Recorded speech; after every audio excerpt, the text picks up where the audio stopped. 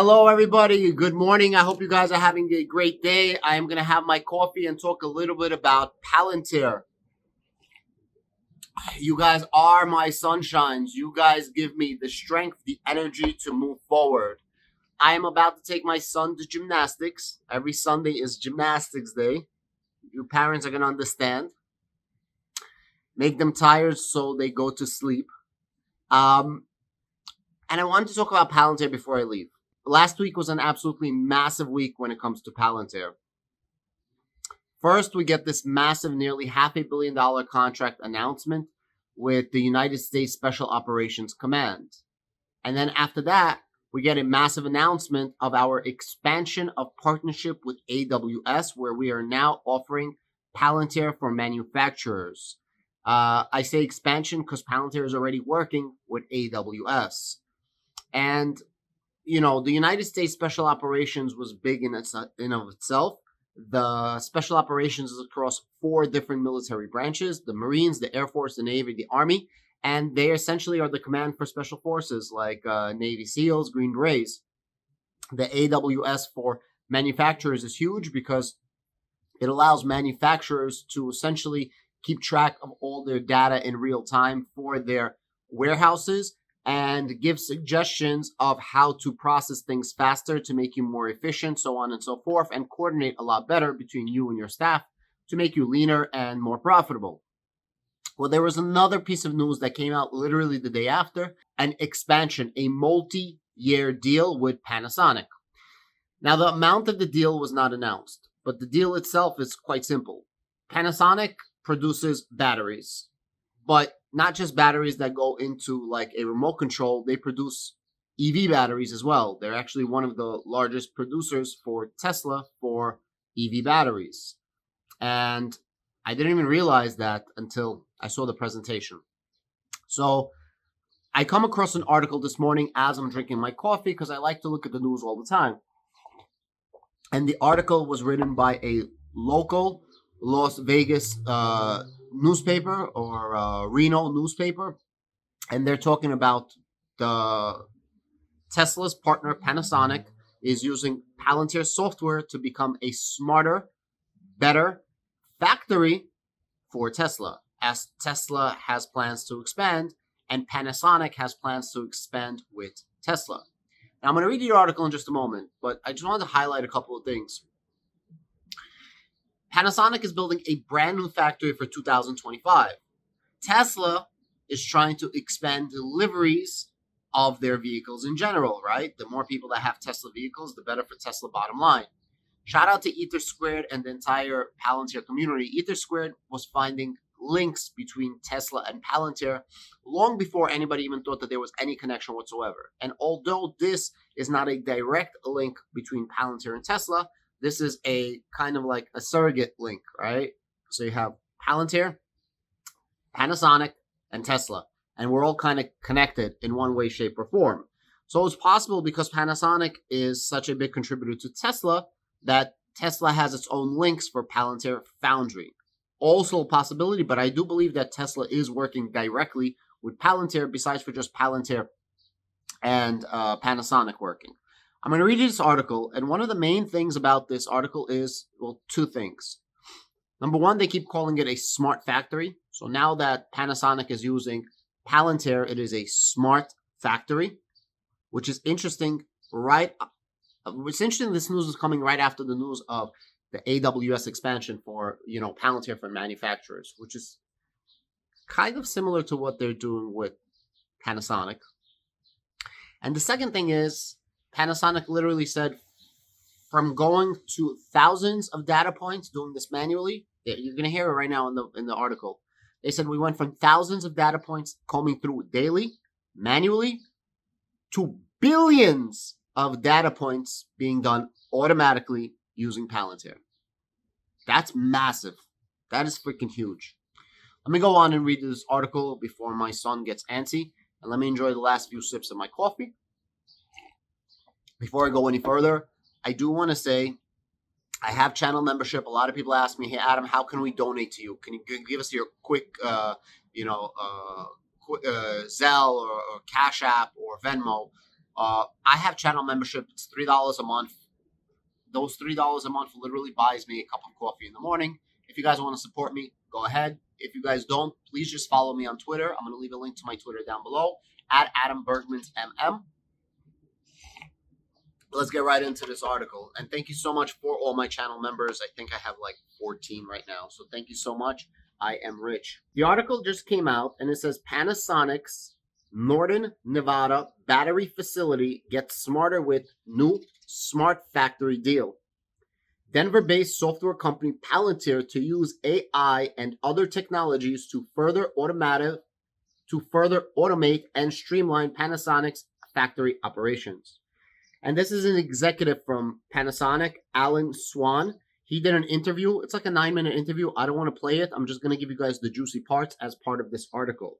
And I really like to read articles, not just like huge publications of CNBC, because sometimes these hometown articles are the freaking best because they actually care about their communities, if that makes sense.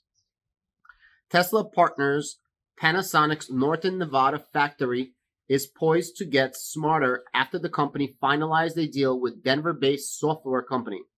Panasonic's Energy of Northern America announced an agreement with Palantir on Wednesday to further streamline and integrate its factory operations just east of Reno.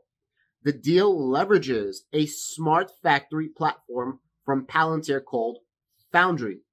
The technology helps improve efficiencies in manufacturing through automation and faster real-time data processing. Examples of the technology used by Palantir include artificial intelligence and edge computing, which refers to processing done closer to the data source to improve speed and response times. Essentially, edge computing or Palantir Edge allows you to process a lot faster. So if you're getting data, right, before that data actually hits home base, it's already being processed as the data is being sent to home base, preemptively coming up with ways for you to use that data and preemptively thinking of ways of how that data can solve some of your problems, preemptively thinking what problems might you have? Why did you need this data in the first place? If that makes sense. And this is a very simple explanation that I think that most people are going to be able to understand. The technology is already paying dividends, very, very important, for Panasonic by connecting previously disparate operations at its Northern Nevada factory, which has helped reduce issues such as inaccurate data analysis. In today's day and age, data is everything. The person that can process data is king in today's market. And that's also why I believe Palantir is going to be able to do something remarkable and actually not only survive, but thrive during a down market, thrive during a recession, because making you more efficient, exactly what's happening to Panasonic right now, is exactly what we need in order to maintain ourselves, become leaner, and actually profitable during recession. So while everybody is suffering, Palantir is going to make you that much better, which is going to mean all the difference in a recession. And I quote, this is like specifically from Panasonic, "We're able to operationalize our data and within months reduce waste throughout our manufacturing process," said Justin Herman, Panasonic's Energy of Northern America's chief information data. Within months, guys. Like literally they took it and within months, boom, fixed. Now they're going to explain prior to using Palantir. So now they're actually going to give you a definitive answer of using Palantir versus not using Palantir, or what Palantir can actually do. Which is funny because people still call Palantir somehow an imposter. Prior to using Palantir's technology, Panasonic's operation had more manual processes, which have since been mostly replaced by automated software. The changes, which include installing more sensors across the factory lines, and also allowed Panasonic's factory to analyze billions of data points versus thousands of data points under the previous system. Billions versus thousands. Automated versus manual. Proactive versus reactive. Huge difference. By the way, a lot of people were questioning Wejo SPAC investment, which went bankrupt, by the way. Some people asked me to talk about it. They're bankrupt. The investment from Palantir. Well, Wejo had a lot of different sensors, and they took a lot of data from their sensors in the automotive business. Maybe those sensors somehow translates into revamping an entire manufacturing plant, right? So maybe the SPAC investment into Wejo, I'm not saying that's what it is, but maybe having those sensors from Wejo allowed Palantir to integrate it into manufacturing plants, maybe in something like this, because they keep talking about sensors. Not to say that they didn't have sensors before, but quite possibly maybe that was a decent investment and they got something out of this. And I quote, "We are already seeing meaningful impact on reducing material scrap and increasing line uptime, thereby improving the quality and volume of production output," said Shyam Sankar, Chief Technology Officer of Palantir. A spokesperson for Palantir declined to provide information on the cost of the deal, stating that the terms of the agreement are confidential. Panasonic first made waves in northern Nevada when they partnered with Tesla's Pitt-Story County as the site of the first gigafactory. Now, this is very, very interesting. So Panasonic is partners with Tesla. Tesla just announced that their superchargers are going to be used by Ford and GM. Essentially, Tesla is winning. And now Tesla needs to make everybody drive a Tesla. How do you do that? You increase your capabilities. Well, one way to increase your capabilities of actually delivering Teslas is to increase your capabilities of giving Tesla the materials they need in order to produce Teslas. What's one of the main materials Tesla needs for Tesla cars? Batteries. Well, who's producing these batteries in Nevada? Panasonic. Panasonic's Northern Nevada factory has shipped more than 6 billion electric vehicle or EV battery cells since starting operations. The facility is one of the world's largest lithium-ion battery factories, according to Panasonic. Panasonic is also building a new lithium-ion battery factory in DeSantos, Kansas, which will also use Palantir's technology. The Kansas factory is expected to start battery production in March 2025. At the end of the day, love it or hate it, Palantir works. The only issue about Palantir is it is expensive software and not everybody can afford them. I believe the average Palantir cost of contract is north of $1 million. It is not a small company to be used. It is not simple software to be used. And yes, Palantir software comes with forward deployed engineers, which makes you that much more efficient. It's not just here's your software and install it. It is complex software in the beginning to set up, but then it becomes a lot easier and you save multiple X's of the amount you put in, right? So your input, like X amount of money input, gives you a Y amount of output. If your input is $1 million, your output's $5 million. I'm just giving you guys an arbitrary number. I don't actually know what the ins and outs is of Palantir, but I know you have these huge mega corporations that are worth, tens of billions of dollars, hundreds of billions of dollars, saying that Palantir solved their issues in a matter of days or months and not years. BP literally said Palantir was able to solve, I believe, in weeks what they couldn't in years. Tyson Foods said that they saved, I believe, $200 million using Palantir in a term of a quarter. And Panasonic right now said that, in a matter of days, they were able to go from thousands to billions of data points. I mean, if you can't find value in that, something's definitely wrong with you. At the end of the day, I don't know what happens with Palantir. Price can go up, price can go down, price can go sideways. Everybody says Palantir is overvalued. All of a sudden, you have the YouTubers that jumped on the bandwagon of Palantir when it was going up, and now all of a sudden, from to the moon, it's becoming overvalued, hyped. People are just clicking and liking and baiting you guys for content. Don't forget the OGs that's been here for a while. I started covering Palantir in May of 2021. That was my first actual video on my other channel. I truly do believe in this company. I have it. My son has it in his portfolio. I will probably be buying it for my daughter's portfolio, even at these prices. And I love the company. They're trying to solve something. They're doing something different. They are a disruptor, and it is so early. All I could say is one thing. People that call Palantir a meme stock are sick in the head. Seriously. I'm not even joking. They literally have mental issues.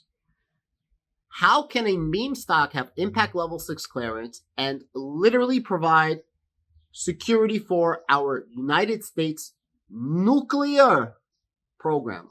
How is that possible? But somehow it's a meme stock. Now, I'll admit, it is not as good as Bed Bath & Beyond. But which company really can compare to Bed Bath & Beyond? Those, 3 for 10 sales buying shampoos. I mean, how can you compete with that? I know that's crazy. Buying 3 shampoos for $10 in Bed Bath & Beyond is by far a better accomplishment than running the United States Special Operations Command, getting a $500 million contract on top of a $110 million contract in 2021, on top of a $222 million contract in 2016 with the United States Special Operations Command, because we all know U.S. Navy SEALs and United States Army Green Berets are all essentially Boy Scouts, and they don't really do anything. Guys, obviously I'm being sarcastic over here. I have the utmost respect for our military men and women. I have the utmost respect for the United States. I have the utmost respect for Palantir. And I think that people that say Palantir is a meme are absolutely sick in their freaking head. For everybody that's my channel member, thank you so much for the coffee. I appreciate it. It's delicious. If you want to support this YouTuber for all of his work that he puts in the morning, at night, on the weekends, in between feeding my son, my daughter, taking them to all of their activities, you guys can become channel members as well for $3 a month. Thank you so much and have a great day.